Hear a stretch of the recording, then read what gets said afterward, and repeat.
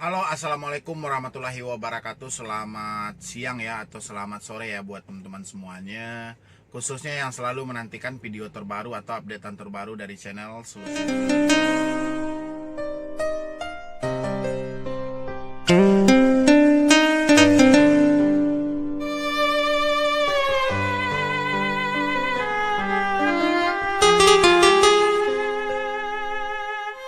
Terima kasih ya buat teman-teman semuanya yang selalu mengikuti, selalu menantikan video terbaru atau updatean terbaru dari channel Solusi Hutang. Saya ucapkan terima kasih banyak gitu. Jadi seperti judul video kita hari ini yaitu jika gagal bayar pinjol, apa sih sebenarnya yang akan kita alami? Pokoknya bermacam-macam lah dari pertanyaan teman-teman itu, mulai dari teroran, mengatasi data, mengatasi sebar data jika dia gagal bayar. Dan mungkin di video sebelumnya saya juga udah pernah membahas tentang gagal bayar di pinjaman online. Tapi saya pengen ulang kembali, mudah-mudahan video ini bisa membantu teman-teman semuanya, khususnya yang saat ini gagal bayar pinjol dan kecemasan tidak tahu lagi mau berbuat apa. Mudah-mudahan dengan video ini Anda bisa terbantu. Tapi sebelum saya lanjutkan untuk membahas video ini, bagi teman-teman yang baru bergabung atau belum support channel ini, silahkan disupport dulu. Semoga saya makin semangat lagi dan saya makin gigih lagi mencarikan solusi dan motivasi buat Anda semua.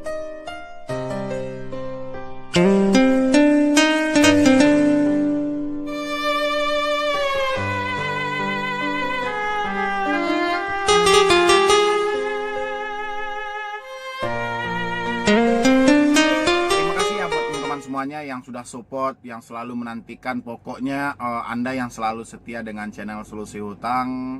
Untuk teman-teman semuanya saya ucapkan terima kasih. Jadi jika Anda gagal bayar dan Anda diteror oleh debt collector, apa sih sebenarnya yang harus Anda lakukan gitu loh? Karena di sini banyak banget ya. Tapi saya jelaskan dulu. Gagal bayar pinjol itu biasanya terjadi karena dua hal ya. Pertama itu memang uang tidak ada. Yang kedua mungkin sakit hati karena ucapan dari debt collector ya. Kalau dulu di waktu 2019 itu saya banyak menemukan saya tidak mampu bayar bukan semata saya bukan karena tidak ada uang bang, tapi saya malas dengan ucapan debt collectornya ya. Dan 2019 itu banyak yang menggunakan tim saya, lebih baik saya berikan uang ini pada tim Anda daripada saya bayar pinjol, atau lebih baik uang ini saya sedekahkan daripada saya bayar pinjol, karena saya sakit hati dengan ucapan debt collectornya ya. Itu di 2019. 2020 bang gimana? 2020 juga masih ada ya, masih banyak seperti itu. Tapi di 2020 itu dua-duanya dipakai. Duit nggak ada, mulut debt collector sampah ya. Kalau 2019 enggak, cuman mulut debt collector doang gitu loh. Kalau duitnya ada orang ini, cuman dia karena logikanya aja telat cuman 30 menit aja itu udah caci maki gitu loh ya. Jadi itu aja, orang itu malasnya untuk membayar pinjol, pokoknya mereka malas lah mendengar ucapan dari debt collector itu gitu. Tapi kalau di 2020 apalagi setelah COVID-19 kemarin, itu nyaris ekonomi di Indonesia itu lumpuh total ya. Cuman beberapa persen aja dari orang di Indonesia ini yang mampu bertahan, itu pun dipilih-pilih orangnya. Orang kaya aja mengeluh gitu loh, apalagi kita yang di bawah. Berapa banyak yang di PHK, berapa banyak yang dirumahkan, kita tidak bisa beraktivitas seperti terhalang oleh pembatas sosial berskala besar, dan sampai sekarang pun belum selesai-selesai ya. 2020 faktor orang-orang gagal bayar pinjol itu kebanyakan lumpuhnya ekonomi mereka ya, ditambah lagi mulut sampah dari debt collector. Kalau sekedar lumpuhnya ekonomi, orang-orang masih bisa untuk mengusahakan, tapi kalau dengan sampahnya mulut debt collector, orang-orang udah malas gitu loh. Jadi balik kita ke topiknya, jika Anda gagal bayar pinjol dan Anda selalu diancam dan diteror oleh debt collector pinjol, saya cuma menyarankan yang paling pertama, mungkin berulang kali saya tidak bosan-bosannya mengarahkan kepada Anda adalah tenangkan hati dan pikiran Anda. Itu paling utama hal yang harus Anda lakukan ya. Apapun masalah yang mau Anda hadapi, tapi tetap poinnya di pikiran tenang, hati yang tenang. Insya Allah semuanya bisa dilewatkan. Tapi kalau pikiran Anda gelisah, pikiran Anda tidak tenang, ini rumit banget gitu loh. Ya, Anda sulit untuk menyelesaikan suatu permasalahan ini, sulit dan rumit. Kalau pikiran Anda tidak tenang. Tapi kalau pikiran Anda tenang, insya Allah Anda pasti bisa gitu loh. Ya, penting Anda percaya aja kalau Anda mampu untuk menyelesaikan ini. Ya. Yang paling saya ingatkan, ini paling saya ingatkan pada teman-teman semuanya. Jika Anda gagal bayar pinjol, jangan bayar pinjol ketika posisi Anda tertekan. Ya. Tertekannya seperti apa, Bang? Mungkin Anda diancam, data Anda disebar, ditakut-takuti, Anda akan diproses hukum, dan banyak lagi ancaman dari debt collector. Saya berharap jangan Anda carikan talangan dana ketika Anda ditekan oleh debt collector. Kenapa? Karena ini menjadikan suatu ide bagi debt collector untuk memeras Anda. Satu kali debt collector mengetahui suatu kelemahan Anda, itu mereka akan melakukan berulang kali untuk menekan Anda dan mengambil uang Anda, memeras Anda gitu loh. Makanya saya tidak mengizinkan Anda membayar pinjol dalam posisi tertekan. Ini banyak banget dari teman-teman semuanya seperti itu. Karena kita tahu Anda gagal bayar pinjol itu konsepnya pertama uang, karena kita tahu ekonomi saat ini. Yang kedua mulut debt collector. Ya. Tapi Anda paksakan mencari talangan dana akibat mulut debt collector atau ancaman debt collector, ini makin parah loh terjadi pada hidup Anda. Ya. Kenapa? Karena Anda akan dijadikan ATM berjalan. Anda tidak akan henti-hentinya akan diancam terus. Karena apa? Karena debt collector tahu bahwa Anda ketakutan ketika mereka ancam. Ya. Dan debt collector akan berombongan untuk mengepung Anda, menekan Anda. Ini ngeri. Makanya saya bilangin, jangan bayar pinjol ketika posisi Anda terancam ataupun Anda diteror, ditekan oleh debt collector. Ya. Supaya apa? Supaya kita tidak menunjukkan suatu kelemahan kita pada debt collector. Ya. Ketika debt collector mengetahui kelemahan kita, habis kita. Anda tidak akan berkutik. Ya. Contoh, Anda ketakutan ketika didatangi oleh debt collector ke rumah. Habis itu Anda mati-matian mencari talangan dana ke orang sekitar. Habis itu Anda bayar uang perpanjangannya. Besok debt collector akan melakukan hal yang sama. Apakah Anda juga akan melakukan hal yang sama? Kalau Anda jawabannya iya, sampai berapa lama Anda sanggup melakukan hal yang sama setiap harinya seperti itu? Ya. Akibat Anda cuma ketakutan didatangi debt collector. Didatangi debt collector tidak ada masalah.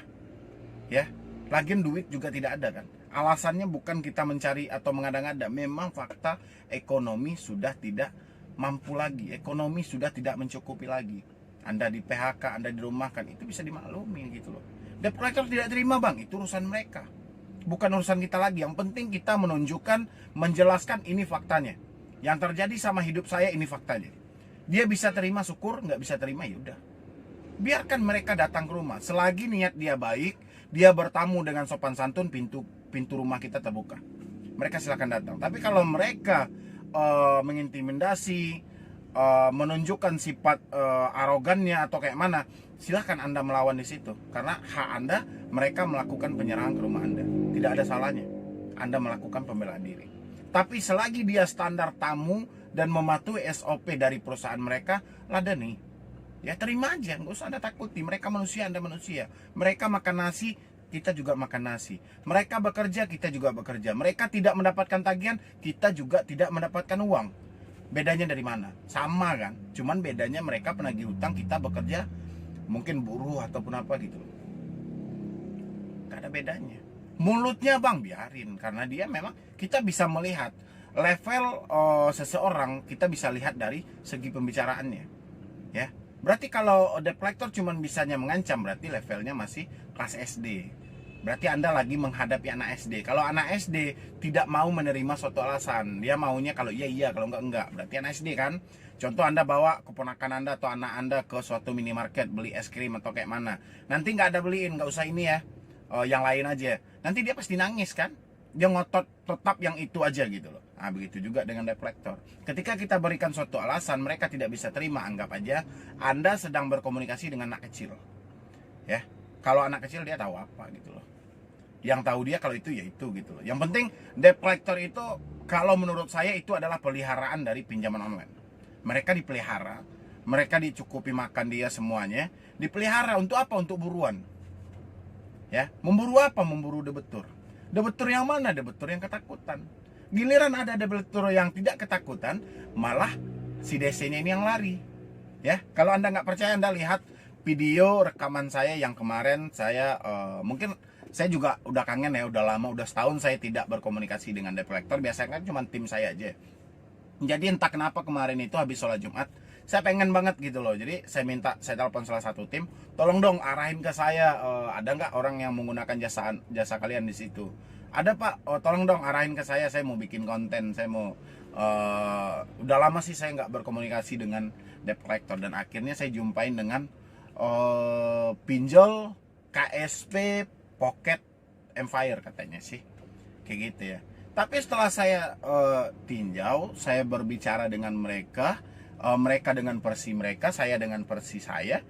Setelah saya aduin, ternyata memang nggak ada kualitas gitu loh. Tapi yang saya herankan, kenapa giliran teman-teman yang berkomunikasi dengan DC itu malah ketakutan, ya. Bawa enjoy aja, bawa enteng aja kan. Contoh kemarin itu di menit awal kan, Pak, ini ibu ini sudah 3 hari tidak membayar pinjol. Kenapa ya? Ya, Anda mungkin bisa jawab gitu loh. Orang tidak bayar alasannya kenapa ya? Pasti uangnya gitu loh. Saya jelaskan, udah pasti itu uangnya gitu loh. Ya. Oh, DC ngarahin, Pak, ini ada Alfamart. Kalau saya di Minang itu nggak ada Alfamart, yang ada Minangmart. Dia nggak tahu Minangmart kayak mana coba. Berarti jangkauan dia cuma di seputaran daerah situ gitu loh. Nggak ada jangkauan luas gitu kan. Berarti seperti itu. Jadi Anda juga seperti itu. Yang penting kita kalau saya kemarin berkomunikasi kan tidak dalam posisi tertekan. Ya. Kalau teman-teman semuanya berkomunikasi dengan DC, itu rasa bersalah yang terlalu tinggi. Makanya dia rumit dan sulit untuk berkomunikasi. Tapi kalau saya tanpa tekanan, tanpa beban, saya pasti bisa gitu loh. Tapi saya yakin Anda juga bisa berkomunikasi seperti saya dengan debt collector kalau pikiran dan hati Anda tenang. Saya yakin itu. Ya. Karena manusia ini lengkap diberi akal dan pikiran, bahkan ilmu untuk dia pergunakan. Tapi posisi dia sedang panik, mungkin ilmu itu akan hilang. Ya, buat teman-teman semuanya, mungkin cuma itu dulu yang dapat saya sampaikan. Terlebih dan terkurangnya saya mohon maaf. Nanti buat teman-teman semuanya yang mau konsultasi atau diskusi sama tim saya, silahkan di nomor yang ada di deskripsi.